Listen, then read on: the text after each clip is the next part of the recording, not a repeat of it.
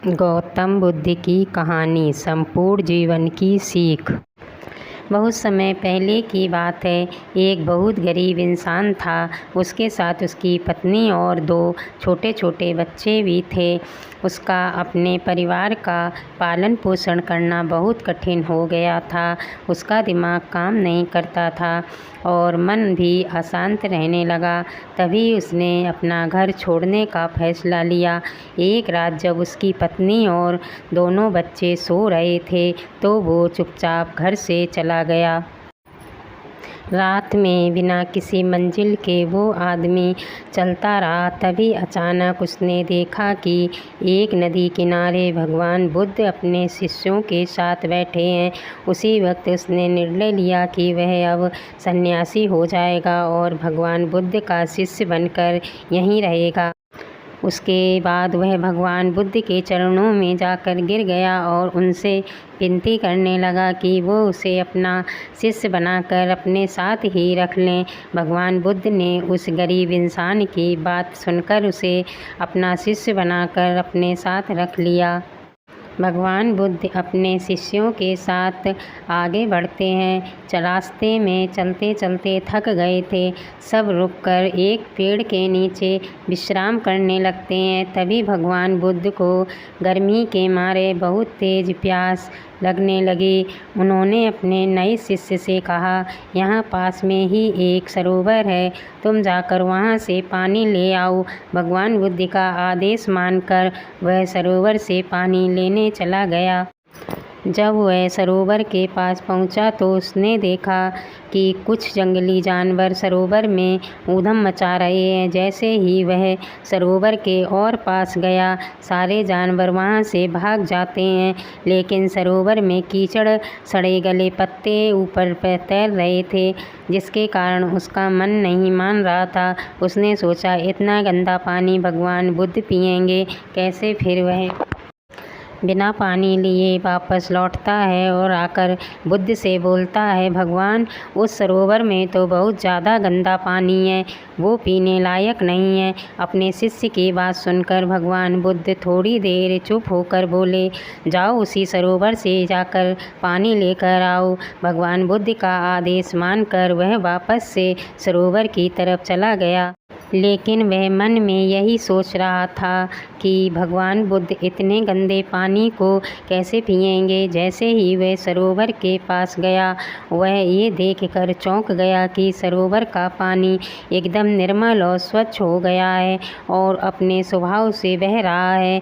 उसने पानी लिया और भगवान बुद्ध के पास आते ही उनसे प्रश्न करता है, भगवान, थोड़ी ही देर में सरोवर का मैला पानी इतना साफ कैसे हो गया? फिर बुद्ध ने उसे समझाते हुए कहा, जब जानवर पानी में ऊधम मचाए हुए थे तब सरोवर का कीचड़ उभर आया था, लेकिन कुछ देर शांत रहने पर कीचड़ फिर से नीचे बैठ गया और पानी पहले जैसा फिर से निर्मल और स्वच्छ हो गया।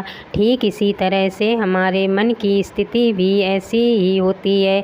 जीवन की कठिनाइयाँ और दौड़ भाग हमारी मन में उथल पुथल पैदा कर देती हैं, जिसके कारण हम बिना सोचे समझे गलत निर्णय ले लेते हैं। लेकिन कोई भी निर्णय लेने से पहले अगर हम अपने चित्त को शांत रखें और धैर्यपूर्वक बैठकर सोचें तो हमारे मन की वो उथल पुथल भी पानी की कीचड़ की तरह नीचे बैठ जाती है और तब हम तो जो भी निर्णय लेते हैं वो हमेशा सही होता है। इसलिए बुरे समय में इंसान को अपना धीरज नहीं खोना चाहिए।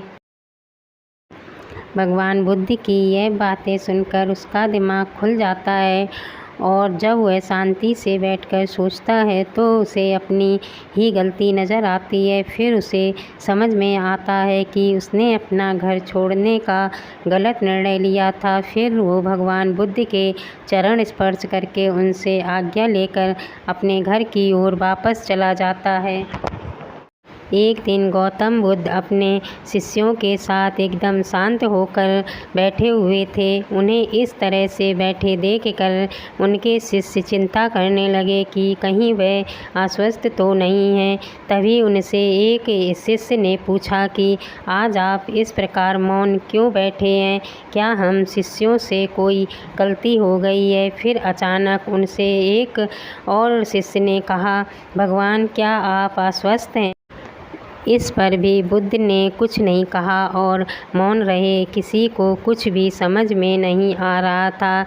सभी ने सोचा कि बुद्ध को आखिर हो क्या गया है। तभी अचानक से एक हाँफता हुआ आदमी वहाँ पहुँचा। उसको बुद्ध के पास पहुँचने से पहले उनके शिष्यों ने उसे रोक लिया। शिष्यों के द्वारा रोकने पर वह आदमी ज़ोर ज़ोर से चिल्लाने लगा और बोला, गुरुजी, आप मुझे अंदर आने से रोक क्यों रहे हैं और मुझे अंदर आने की अनुमति क्यों नहीं मिल रही है? एक शिष्य ने कहा, हम तुम्हें गुरुजी की आज्ञा के बिना अंदर आने की अनुमति नहीं दे सकते हैं। इतना सुनते ही वह व्यक्ति जब और भी ज़्यादा ज़ोर से चिल्लाने लगा। उसके चिल्लाने से बुद्ध को अपनी आँखें खोलनी पड़ी। बुद्ध के आंखें खुलते ही उस आदमी ने अंदर आने की पूरी कोशिश की, लेकिन फिर बुद्ध ने अपने शिष्यों से कहा, इस इंसान को अंदर मत आने देना। यह आदमी अछूत है और ऐसे अछूत इंसानों को अपने धर्म सभा में आने की अनुमति मैं नहीं देता। सभी शिष्य बुद्ध की यह बात सुनकर दंग रह गए। शिष्यों ने सोचा कि भगवान बुद्ध कब से छूत अछूत जैसी बातों पर विश्वास करने लगे। बुद्ध के कई शिष्यों ने उनसे पूछा, हमारे धर्म में तो जात पात का कोई भेद ही नहीं है, फिर वह अछूत कैसे हो गया? फिर बुद्ध ने समझाया, आज वह इंसान क्रोधित होकर यहाँ आया है और क्रोध से इंसान की एकाग्रता भंग हो जाती है। क्रोध में व्यक्ति मानसिक हिंसा कर बैठता है, इसलिए जब तक वह क्रोध में रहता है वो अछूत ही माना जाएगा। इसलिए उसे कुछ समय एकांत में ही रहना चाहिए। क्रोध से भरा शिष्य भी बुद्ध की सारी बातों को ध्यान से सुन रहा था। अब उसे पश्चाताप हो रहा था। अब वह समझ चुका था कि हिंसा ही महान कर्तव्य और परम धर्म होता है। उसे अपने किए गए व्यवहार पर बहुत पछतावा हो रहा था। वह बुद्ध के चरणों में जा गिरा और आगे से क्रोध न करने की शपथ ली। बुद्ध का यही मतलब था कि क्रोध में आदमी अनर्थ कर देता है, ऐसा कुछ कर देता है जो उसे नहीं करना चाहिए।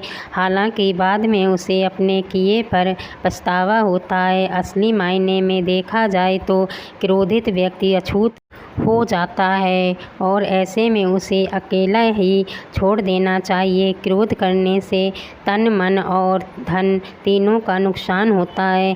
अगर आप सभी को कहानी पसंद आई हो तो लाइक कर देना और चैनल सब्सक्राइब कर देना।